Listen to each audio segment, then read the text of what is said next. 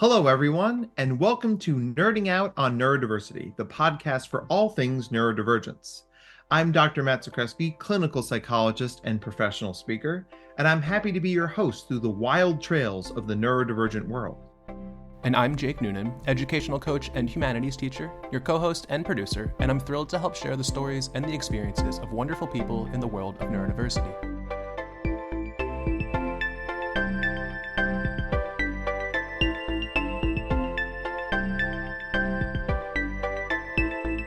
We're really excited for today's guest, which we are going to say a lot because we're always really excited about every guest we get. So let's get into it.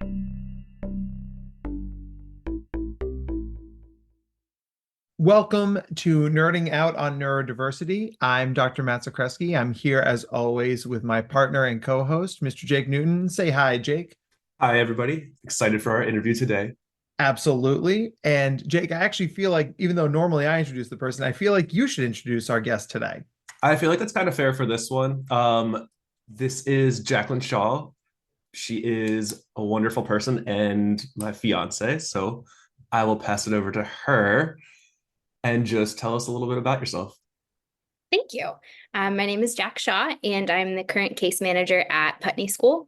They are a boarding school for 9th through 12th grade students that learn differently. Awesome. Welcome to the podcast and congratulations again on the engagement. I know this isn't a video podcast, but you want to do the finger thing? And feeling good about that, right? Jake, you have excellent taste, and in rings as well. Thank you. And so, yes, even though you happen to be a member of the Neurodiversity Collective Families family, we are here to talk about your work at Putney School, which I'm particularly interested in. So can you tell us a little bit about how you got this job and what does your average day look like? Sure. So Putney is a very different setting than I've ever worked in before. They are in Vermont, and it's a southern Vermont farming community. So the origins of the school were like post World War II. They wanted a place for the farm kids to go to learn how to be land stewards and live sustainably. So that has morphed a little bit through time. But right now they have this belief that you should move your body and your mind. And they've identified the need for more support for their students that have differences. So there's a portion of the school that focuses on academics. There's a portion of the school that focuses on like land stewardship, management, all that kind of stuff. And then there's a portion that focuses on the residential community because it's a boarding school. And then my job is like the umbrella because I am like focusing on communication and advocacy for students. And I work very closely with the Center for Teaching and Learning. That's their like tutoring center on campus that does whether it's psych ed evals or referrals, and then also helps partner the kids with tutors to help support any lagging skills that the kids might have. So my average day is we're in the middle of like orientation and all the kids coming back. So an average day is a dream at the moment. But typically it would look like 1 or 2 team meetings, which is like a round table with the dean of academics, the advisor, depending on what the need would be for the student, possibly the residential component, and their teacher team, just to kind of see where they are academically and socially. The academic piece is really interesting because they have a very loose grasp on grades, and it's a lot more performance based and like let me show you what I can do rather than let me write about what I can do. So there are some kids that have a lot of drive in what projects can look like, and you have some kids that like, hey, I want to raise a cow as my senior project. And then you have other kids that are like, I'm going to write a 20-page research paper and have a slideshow presentation to go with it. So like there's a huge scope in between raising the cow and the paper, obviously, but the kids really have voice and choice in how they want to be evaluated. So I get to make sure that all the communication happens, and that students that need extra support or need to get connected with the CTL or outside providers, that's my job to make sure everybody has the services that they need. I mean, wow. That's amazing. I am so impressed that this model exists in 2024. And For those of our listeners who don't understand or aren't familiar with the concept of land stewardship, what does that mean? Good question.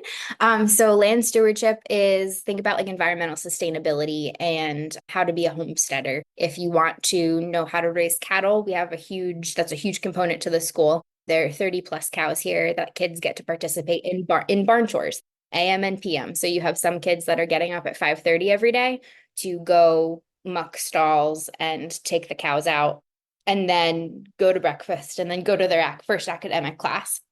And then you have other students that are more into the like environmental sustainability, watershed, how do you grow things? How do you take care of the soil? What's indigenous? How do you get rid of invasive species and stuff like that? And that's all enmeshed in our everyday life. So, and I don't mean to put words in your mouth here, right? But as a psychologist, I'm reading this and I'm thinking about the generalizability of these skills, because yeah, you said you're in Southern Vermont. So if I'm a kid from Boston Mhm. or from Worcester, Mhm. like, well, I don't have any cows in my urban environment, but what are the soft skills what you see the kids building through this kind of environmental service, land stewardship programming? Absolutely. So, first of all, there's the team aspect. So, you're working on communication and you're working with understanding the nuance of your choices. So, you have some kids that'll be put on, everybody has to rotate through different chores on campus. So, you're not always going to be on the barn chore, you're not always going to be on the gardening chore, but everybody takes a turn through every single like station, if you will. So, kids that literally never touched grass Mhm. before, they'll have a slow intro. We're not going to put them on the barn shift first semester. We're going to have a nice warm handoff into that. Um, but it's the understanding that we are a community. And I guess a way to illustrate it is that 40% of the food that's consumed on campus is grown here. So there's that real like my not showing up to my work job is going to now impact the rest of the community because we're not going to have the same type of tomato harvest, or now the cows have like an infection in their foot because I didn't muck the stall type of thing. So there's a lot of like ownership and a lot of independence and teaching what independence looks like and responsibility and that kind of thing, along with quite a bit of, I want to choose my words carefully, but a lot of like community mindfulness and then also like individual mindfulness too, and like finding peace and that kind of thing in being on top of a mountain with very limited cell service. So there's that generalizability of the skills. We're talking about like, being committed to something, having follow through, being resilient, you know, obviously communication, staying present. And Mhm. and I wonder what's been the biggest challenge you've seen so far in implementing this program. I know you're pretty new Mhm. to it. What's been the fly in the ointment so far? So glad you asked. One of my first tasks was to just kind of do a 360 of who are the students. So I was able to like pull the data to be able to see where we as an organization had a couple of lagging skills. And one of them was realizing that a decent percentage of our population is diagnosed with a neurodiversity.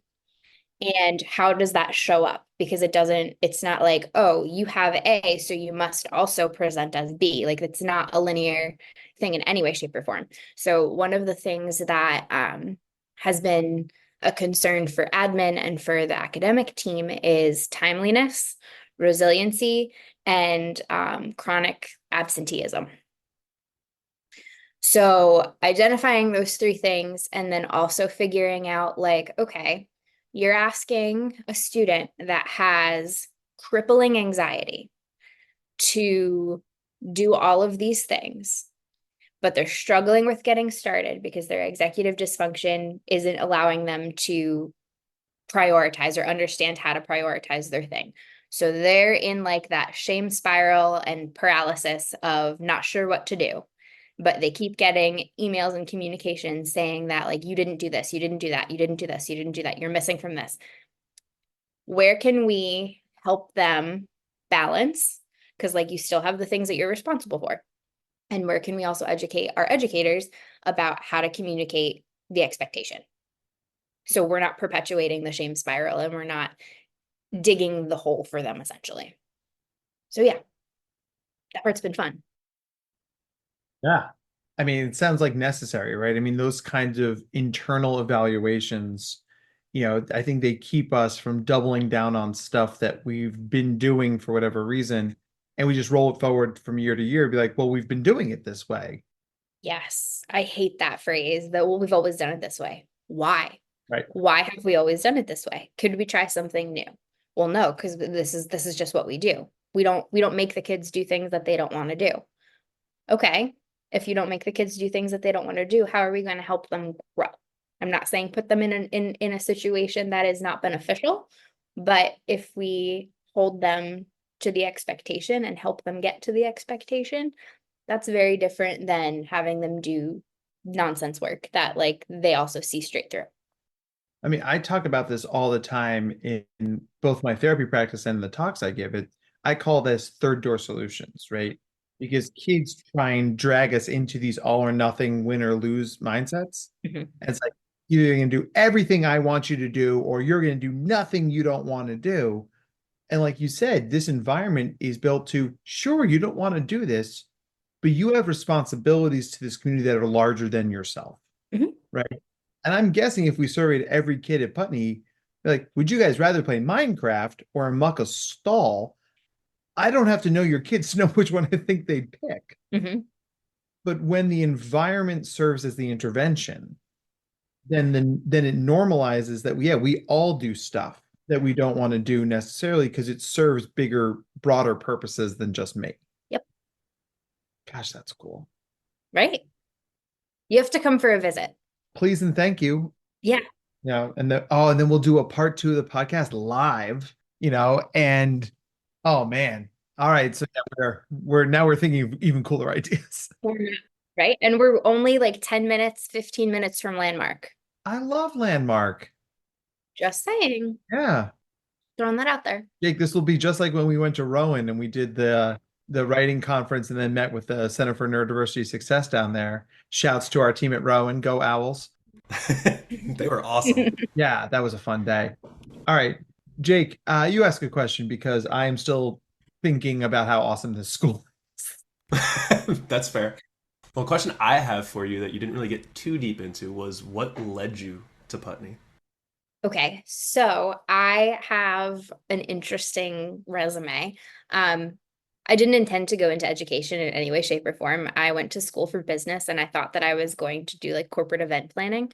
And then I did my first event and I felt my soul die. So I decided I needed to switch gears. So right after college, I found a super small, progressive, all girls boarding school in North Jersey. And I was there for 5 years through a whole bunch of different positions and that kind of thing. But I found my joy and my passion in working in residential life and doing the social emotional supports that come along with being in a residential community. So yeah, from my first boarding school, I went to a day school outside of Philly, where again, I thought that I wanted to do more like spreadsheety behind the scenes contracting type of things, but then realized no, I really like working with the students. So I ended up being the director of Homework Cafe, which is a really ridiculous way of saying dean of students and like captain of the chaos. So from the day school experience, I realized that I hate commuting and that does not work for me. And that I wanted to go back to a boarding school. So I found Putney, and I've never had the job title of a case manager before. So I was like, I don't know if this is actually like my thing. But then I was reading it and I learned about the community. I was like, this is actually something I could see myself being really successful at. So fast forward like 8 months, here we are, and it's working out and we're all happy about it. So yeah, you really have had a very interesting career to get here. And I love this. I did my first corporate event and felt my soul leave my body. And I think there's nothing more authentic to the neurodivergent experience than this idea of I don't have to do what everybody else is doing, and I don't even have to do what I thought I wanted to do. Mhm. You're constantly allowed to zag when everybody else is zigging. And And it's this funny thing. Like, what do you think, Jack? What do you think your life would look like if you had stayed in corporate event planning? I don't know if I'm allowed to say this, but I feel like my Xanax consumption would have been through the roof. I feel like, yeah, I feel like I would have been living through chemistry a little bit more, but it would have been like financially rewarding, but that wouldn't have filled like all of the other buckets that I have and that I need and that kind of thing. I learned very quickly that like being in a place where I can't immediately walk outside and touch grass has a significant impact on my mental health. So living in Philadelphia and in Delaware County, I was like, I can't, like I have to put my shoes on to go outside. And then I can't even take my shoes off because it's the city. I can't touch grass. Like it sounds like not a huge deal, but day after day, like that was really taking a toll on me. And I realized that that's something that I need. And that was a non-negotiable for me. So I was diagnosed with ADHD at the very end of college. And when I went through like that conversation with my doctor and my other provider, I was like, this makes so much sense now. Like, I'm not lazy. I'm not struggling in the same way that I thought I was struggling. My brain just needs things in a different format. And then once I found my format, I was like, oh shit, here we go. And it was really eye-opening. It was really helpful. So, and if I can ask, what led you to that diagnostic process? Like, you didn't wake up one morning like, do I have ADHD? Right. What got you there? So it was senior year, senior semester, and I was struggling so much with like the workload that I had and staying organized and my typical systems of how I would like have my notebook, I have my calendar, I have my time set aside to do the things. It wasn't working anymore, and I just wouldn't do anything. And I would be paralyzed and not be able to like make a decision. And I'd started talking with my primary doctor, and I was like, this is not me. I have never been under this much stress before. I don't know what is happening. And we like unpacked a whole bunch of different things. And she was like, you should probably talk to somebody about this. Cause she was asking me about like my high school experience. And I was homeschooled. So that was very much choose your own adventure. And like, I feel like if I went to a traditional high school, a couple of habits would have been flagged a little bit sooner, especially when it comes to like how I will procrastinate up until the very last minute and then take a 2 hour like power trip and just get it all done. Yeah, that probably would have been addressed a little bit sooner, but it was a lot of just me not being able to like meet deadlines and not know why, and me struggling with intrusive thoughts about like all of the other things that are happening and not being able to focus long enough to complete a task. That was the crux of my issue. And thank you for sharing that. And I mean, a big reason we started this podcast is to normalize stories like that. There's no right way or right time to get diagnosed with ADHD or any other neurodivergence, right? I mean, I'm working with adults right now. We're like, I think I might need to look into this. And it's like 52 is late, but it's a lot better than 53 or 54, et cetera, right? Absolutely. And then, we talk a lot about the power of context. Mhm. And the context of you as a homeschool kid, you're right. You stuff probably would have been flagged earlier. And that isn't better or worse. It's just you had a different journey than somebody else. Mhm.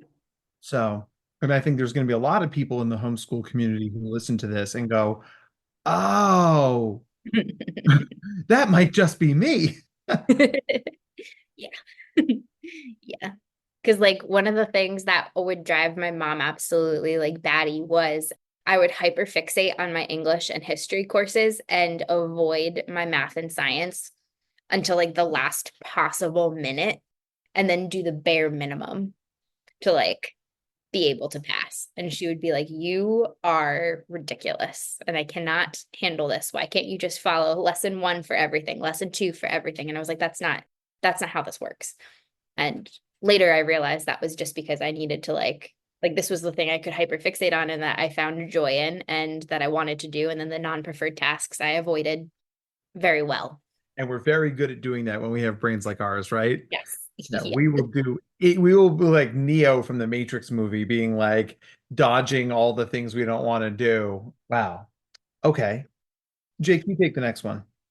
Along with like what you were just saying about learning and getting diagnosed with ADHD, was there like a catalyzing moment for you? Like you're working on one specific project and then you're like, oh my God, I don't know what I'm doing, or all these things start manifesting for you, and that's when you started questioning it a little bit more? It was really the first experience I had with doing the corporate event, and how like there were so many timelines, budgets, check-ins, all of these things. And I was like, I just want to make it look pretty. Why do I have to worry about how much it costs? And I had to have a couple of conversations with my mentor at the time, because she was like, no, you need to be on top of this. You're accountable for staffing. Like, did you get staff for the event yet? And I was like, oh, well, no. She's like, the event's in 4 weeks. Like, you need to secure staff. And I'm like, I guess I do. And like another week went by and she was like, what is the holdup with this? And I was like, I was working on building the centerpieces. Also something that has to get done, something that happened to bring me more joy than talking to people, because strangers are scary sometimes, even though most of the people were lovely that I worked with. I just like couldn't get over that initial thing. And I was like, this, I don't think most people work like this. And or the successful event planners that I was talking with and following on social media and that kind of thing definitely didn't display their workflow like this. So this might not be for me, and I don't think that this is sustainable. Right, that makes total sense. And from that, did you lead to like, was there anybody that you saw on social media? Was there anybody that you met in person, or anyone that you talked to that was like, you should look into this as a possibility? And then you went to your primary care physician? So there, my mentor again, I absolutely adore her. She was on a similar journey with one of her kids that was in high school at the time, and she was like, I'm dealing with my daughter with this, and I'm dealing with you with this. Like, what is it? And then knowing the context of what she and her family were going through, I was like, you know, you raise a good point. And when I was talking to my primary care doctor at like my regular visit and that kind of thing, and she was just asking how stuff was going and about my stress. And she was like, that's a thing. And I was like, that is a thing. And we just kind of took it from there. So it was weird how it all happened. And looking at it now, like, I'm not going to say the number of years later because that just made me feel old and uncomfortable. But looking back at it, that was an interesting turn of events for me. And I wouldn't have expected that to come out of my capstone project, but it did. That's Mac. We can all say hi to Mac. And as the oldest person on this podcast by a large amount, I will simply say, you think you feel old, dot, dot, dot, but your dog is adorable, and hooray for dogs. Okay. So this is a really just such a fascinating conversation. The how personal all these things ended up becoming for you. Mhm. And that's a perfect segue to one of my favorite questions to ask, which is, Jack, what is your superpower? Can I say spreadsheets? Yes, we are here for a spreadsheet superpower. We call you Excel girl. Yes. Thank you. Thank you. Spreadsheets and color coding. Yeah. Yeah. I would say those are my superpowers. Love it. And how do you use your powers for good? So right now I use my powers for good a lot in my job, with just keeping track of all of the students that we have and the different needs, and making sure that we're checking, as terrible as it sounds, that we're checking the boxes to make sure that as we're starting the school year, you're connecting with the right people, you have the right support in place. Did your parents send me the right documentation? All that kind of stuff. So nobody falls through the cracks and we don't get to like October and a kid's like, well, I thought I was supposed to have extended time on my tests, and be like, so yeah, that's coming in handy a lot right now. And then also with just keeping like our lives afloat, I color code our calendar, because otherwise we would never be anywhere on time. And just everyday life, we live off of the Google Calendar. It has to, if it's not in there, it doesn't exist. That whole out of sight, out of mind. It's so real. Like if I could take the cabinet doors off of the kitchen cabinets, I totally would. But I have them labeled with Post-its instead. We did that in our last place. We took the cabinet doors off, and I'll tell you, it was you got the ease of access, but then the visual clutter would get me, right? Mm. I almost think it would be better to have like Like, you know, those transition lenses for glasses have those just for my cabinets. I can just turn it up or down as I need it. Somebody should invent that. We should put one of your kids on it. Yes. Chop chop. Yes. And if you don't mind talking about your relationship for a second, being the executive functioning person, being the color-coded spreadsheet, Google Calendar superhero, does that ever feel burdensome to you? Very good question. I wouldn't say that it feels burdensome. I would say that I feel responsible a lot. So if something does fall through the cracks, or if something was like communicated in a text message that I read, but then I didn't do immediately, now it's lost in my text thread.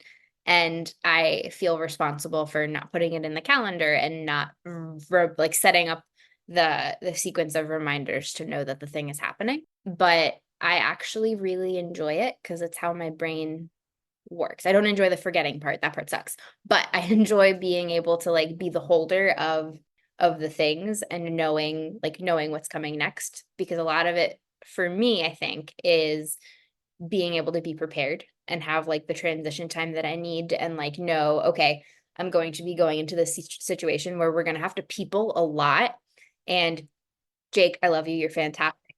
But peopling in a large scale is not always your strong suit. So like me knowing when I have to like step forward with that, or in like the other situations when we've got stuff going on for you, and if it's, I'm going to use music as an example, if it's some kind of an event like that where I can kind of like not be the one taking a step forward and it's you, like I enjoy the balance that we have there with that. And a lot of it just comes down to like the prep time and being able to know that like we got it, it's fine, we're leaving at this time, our peopling will end precisely at 10:30, and then we can like decompress in the car. I don't know if that fully answered your question, but that's where my brain took it. Yeah, no, it was a great answer to a very personal question. And part of the reason I was getting at this is that we don't leave our neurodivergence at work, right? It comes home with us. It's who we are, right? And and all of the strategies and systems that we come up with as people who love neurodivergent people, are married or partnered with neurodivergent people. I mean, we've got to find ways to get through those things. I think it requires a lot of what I always call meta communication, right? Talking about talking. We are going to people for this long, and then the peopling will end, rather than what a neurotypical couple might be able to do is like, we're just going to go to the barbecue. Can you imagine just going to a thing? No, no, that's terrifying. Right? And isn't it fantastic to watch that evolve? Because your relationship has evolved just like your brains have evolved, right? You guys are leveled up versions of yourselves 3, 4 years ago, right? Mhm. And Jack, if you could peek back through some time portal and talk to yourself 4 years ago, what would you say? Cool. That's a good one. That was not on the anticipated question list. No, I mean, it's a total vibe right now. I'm just like, oh, I guess I'm asking this question right now. Um, I would say that I would say that it's okay to accept that you need to ask for help. Because like Jack in her career 4 years ago would fall back into the shame spiral still of like, I'm not doing the thing, I need to do the thing, I don't know how to start the thing. And learning how to like function as a team, which kind of taps into like having to people, but like these are the people that you're supposed to be able to lean on. And still struggling with the idea that the way that my brain is processing everything is a deficit rather than a superpower.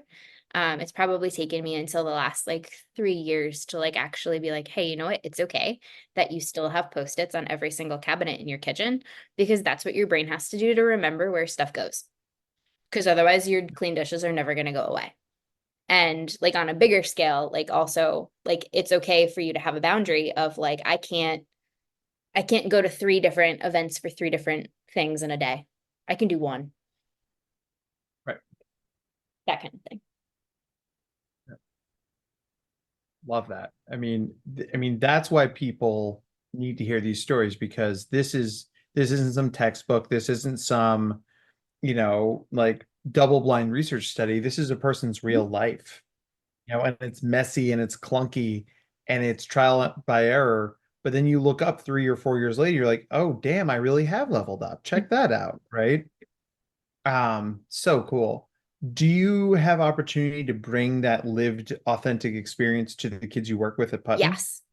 One of the things that I have loved is being able to like put a name to what we're feeling. So like a lot of times I fall victim to ADHD burnout.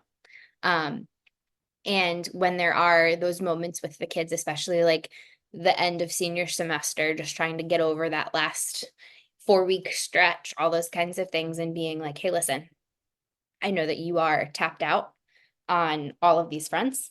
We still have these objectives. Let me like just verbally dump everything on me. Tell me all the things that we have to do. I will be your executive functioning piece for this moment, and we're going to make a plan. And being able to like help them sift through priorities, anxieties, actual deliverables, things that we think are really important but aren't, and have them be more set up for success in that way. And same thing at the start of the school year too, with like, I don't know where my classes are. Okay, let's map it out. Let's go for a walk. It's going to take you 10 minutes to get from this building to that building. Do you have enough time to actually stop and get a snack on the way? Because you have 10 minutes in between your classes.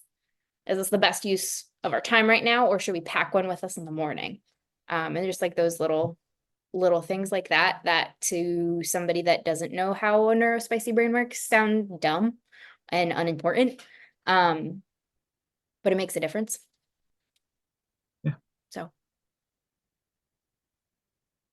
Very cool. I mean, authenticity is everything to this population, right? And I think the balance for us in mental health roles is not sharing too much, right? The work we're doing is not about us, right? But if you can strategically say to a kid, hey, I know what it's like to struggle with my neurospicy brain, or I know what it's like to wonder why everybody else is doing this and I'm not. I mean, there's a gazillion ADHD allegories out there. I think my favorite one is, ADHD you get the video game on hard without the user's manual.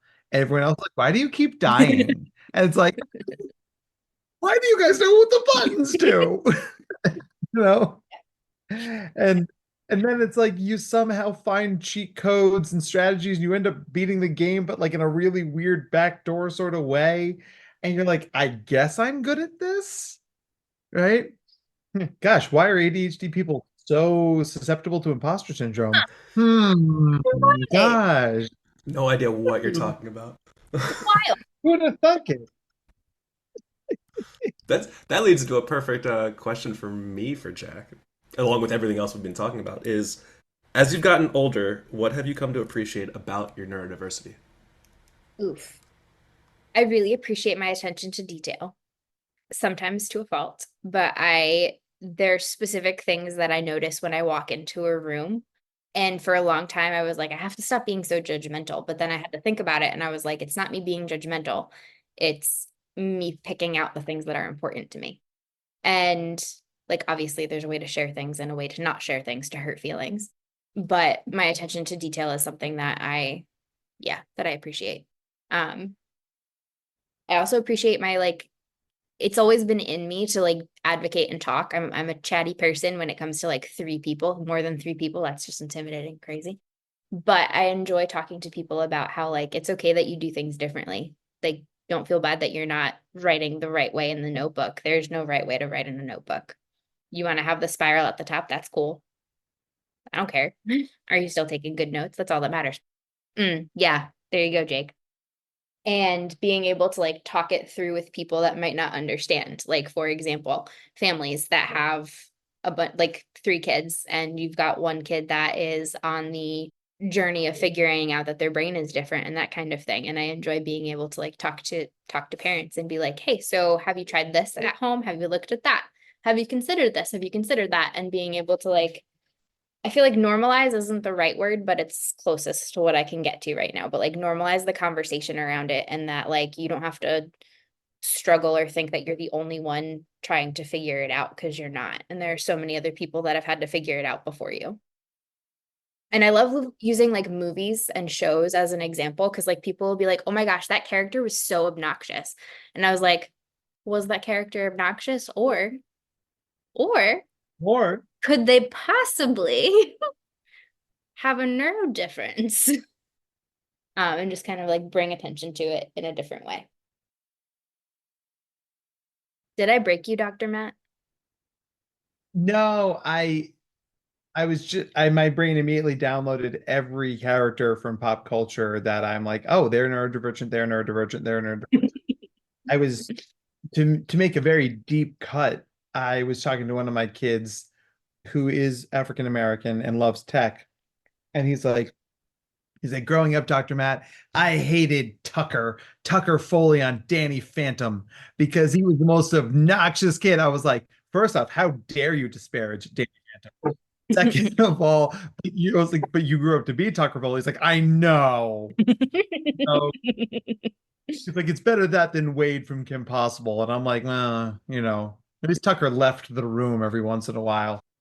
But isn't it amazing how one's neurodivergence doesn't mean you play well with other neurodivergent people, right? There's a lot of discordance within our community. Mhm. Where do you think that comes from, Jack? It's a really good question, but I'm going to ask you to ask it again and in a different way. Sure. So let's make it about Putney. You've got a lot of neurodivergent kids on your campus. Mhm. You can reasonably assume they don't all get along, Mhm. right? But they have enough in common to all be at this school and all benefiting from this program. Mhm. So what do you see are the reasons that kids have friction interpersonal? Mm. So sometimes it's because they're so similar that they'll like identify like this person is so annoying because they're always 5 minutes late. And it's like, oh, okay. You know that sign in is at 7, not 7:15, right? Like they'll pick out the same thing that they do in somebody else, or they'll be like so tuned into like, this is how my brain works and this is what I do. So like I'm trying to think of a good example. I'm supposed to be running a meeting. I have all of my notes. I talk to my advisor ahead of time to know what I could talk about, what like isn't appropriate to talk about at this meeting. And I'm absolutely ready to go. And then you have somebody else that comes in and just gets moved by all the colors that are in the wind. And they're very like in the moment and not really thinking about big picture, little picture. Like it's just all one beautiful painting. And you have two different needs. You have that one need in that kid that needs to be super organized, and then you have the other kid that feels like I can't be put in a box. And not having them realize that they both have needs that can be met. We just have to have the patience and grace to meet them where they are and understand that their way of getting to the finish line doesn't need to look like your way of getting to the finish line, but you both got there. And them not having I don't know what the right word is, but them not having like the ability to like zoom out and see that they're both fighting for the same thing, just in two very different ways. And that language there, zoom out, I think is so important because neurodivergence, especially in that ADHD world, it's the inability to triage things. Everything is happening at the same time. And it all feels equally important. I have to do all of it right now. Mm-hmm. Our job is the external brains for the kids we work with is like, no, let's zoom out, right? Yes, I know that in 8 months you need to figure out what bathing suit you're going to wear to the big summer beach party, but you have a physics test due tomorrow. And it's like, but like I'd rather think about the beach. Who wouldn't? Right? And doing that from a place that isn't shame and blame Mm-hmm. is, yo, man, hey, I'm with you. I've got you. I can see that's why you're so good at your job, because you just ooze that authentic compassion and understanding. You. It's easy to say when it's true. So, with all that said, what's one thing you'd change about how we serve the neurodivergent community? It could be at Putney or it could be writ large. Ooh, one thing I would change, accessibility. Hmm. Like thinking about COVID for like a second, where we had those at like some grocery stores would have like the hours for like folks that were elderly, and they would like be like, this is specific for this group of people at this time. Why can't you do that with times, again, using the grocery store as an example, when you're not playing music or making announcements, and have it be less of a sensory overload?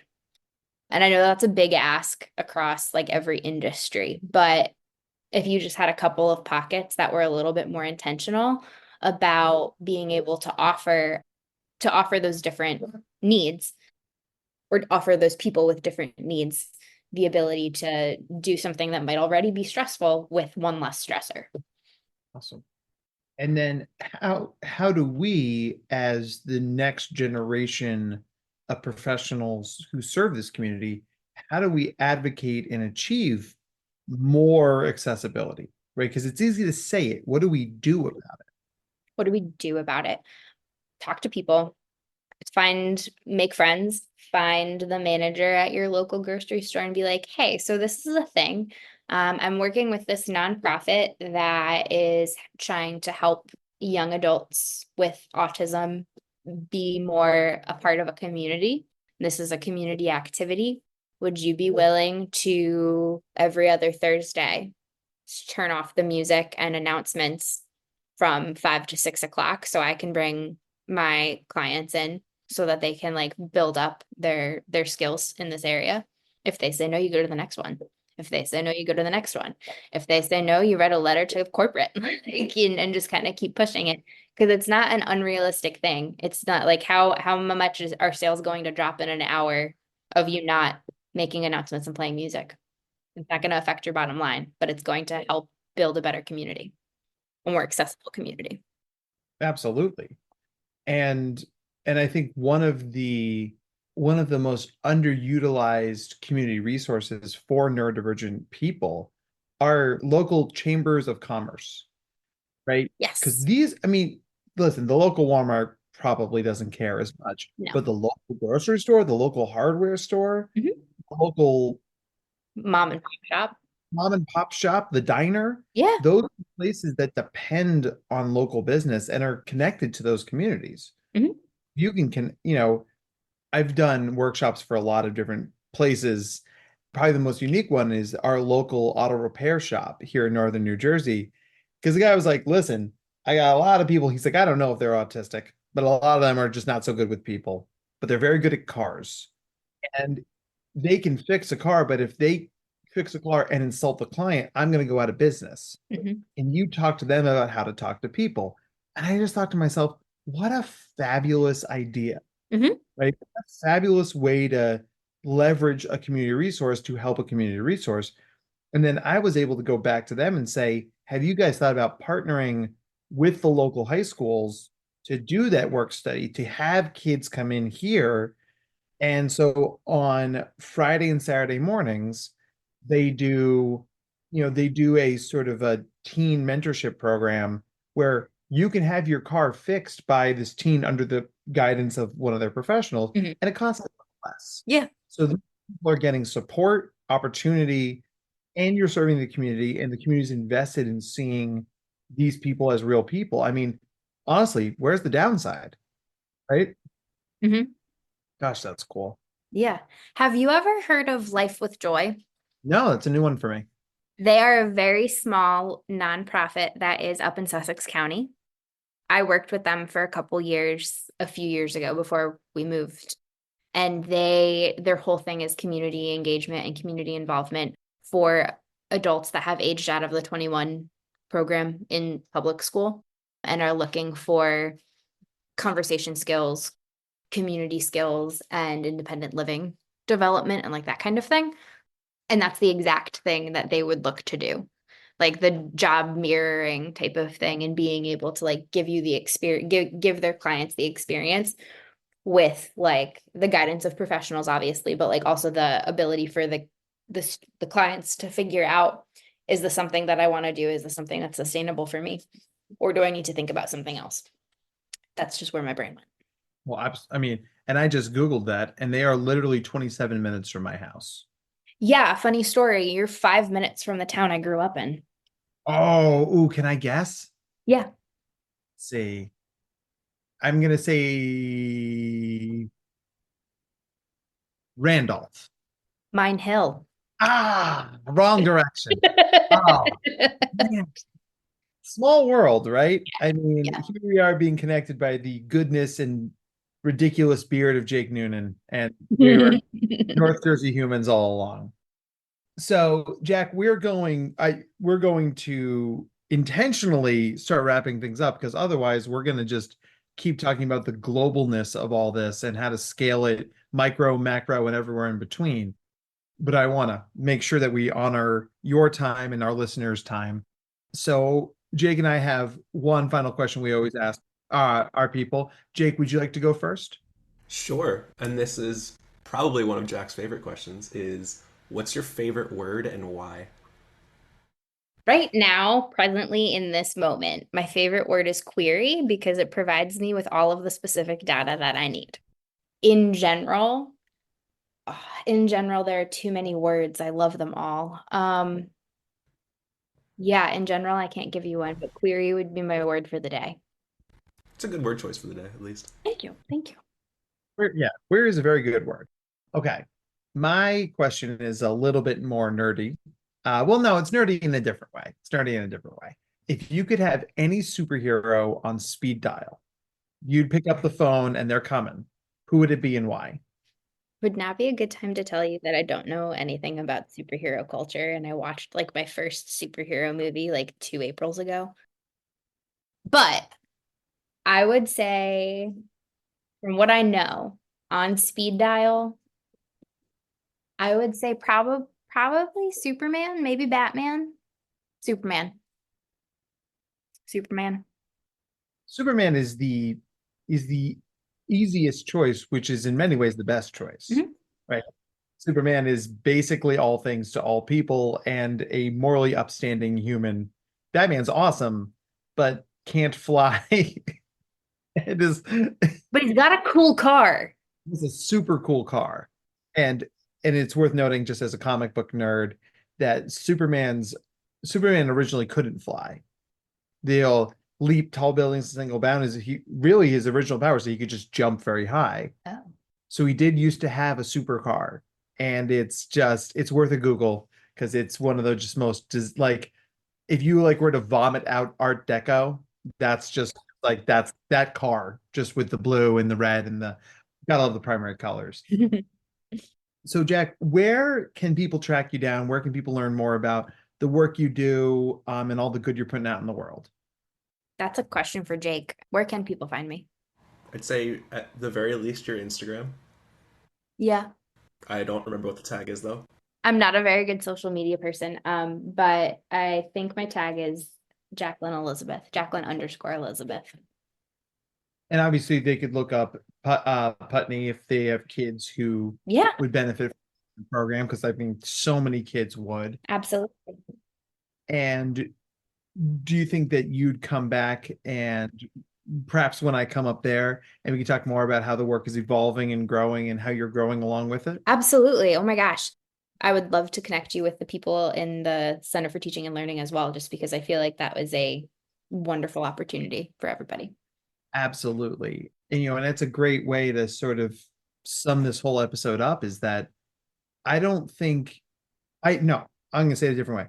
I know it doesn't matter how or when you join the neurodivergent community, but we are all on the same team. We're all supporting each other. And if listening to somebody on a podcast or talking to someone at a school or reaching out to a community organization helps lift someone up, then it lifts all of us up. Mhm.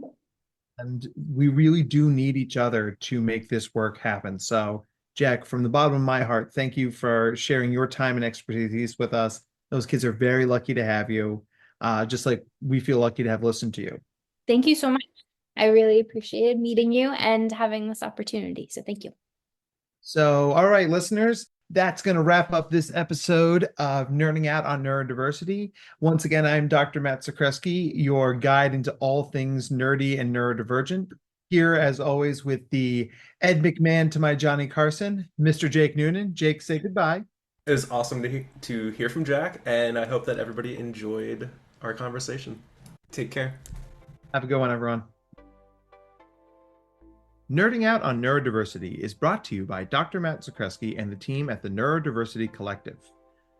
To learn more about the Neurodiversity Collective or to be a guest on the podcast, please visit our website at www.theneurodiversitycollective.com/podcast. Audio and production by Jake Noonan. Show your support by subscribing, leaving a 5-star review, and telling your friends about us. Our Instagram and social media handles are at #NoonPodcast, NOON podcast. Your support is appreciated and keeps us going. All discussions presented on this podcast are strictly for informational purposes, awareness, and understanding. The advice presented is not and should not be considered to be therapeutic in nature. If you have any mental health questions, please contact your provider. All rights reserved.